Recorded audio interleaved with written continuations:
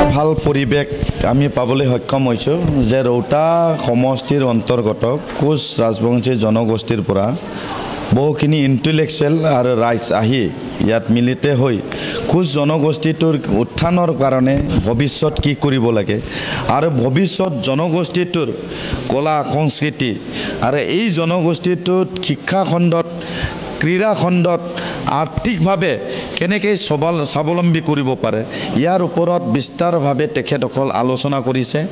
তাত ময়ো অংশগ্ৰহণ কৰিব পাই সঁচাকৈ মই উৎফুল্লিত হৈছোঁ, আপ্লুত হৈছোঁ।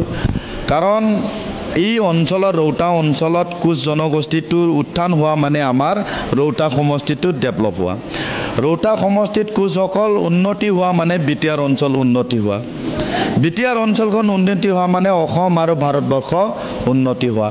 এই লক্ষ্য আৰু উদ্দেশ্য লৈ বিটিআৰ অঞ্চলত থকা বা ৰৌতা অঞ্চলত থকা সকলো কোচ জনগোষ্ঠীটোৰ পিছ পৰি থকা য'ত য'ত সমস্যা আছে সেই সমস্যাবিলাক তেখেতসকল আলোচনা বিলোচনা কৰি মোক কিছু মেমৰেণ্ডাম তেখেতসকলে ছাবমিট কৰিছে আৰু মই যিমান দূৰ পাৰোঁ তেখেতসকলৰ সমস্যা সমাধান কৰিবলৈ যত্ন কৰিম বুলি মই তেখেতসকলক কথা দিছোঁ। আৰু ইতিমধ্যে আমাৰ এই ধনচিকাটত চিলাৰায় ভৱনৰ কাৰণে তাত ফাউণ্ডেশ্যন ষ্টন কৰা ইতিমধ্যে হৈ গ'ল।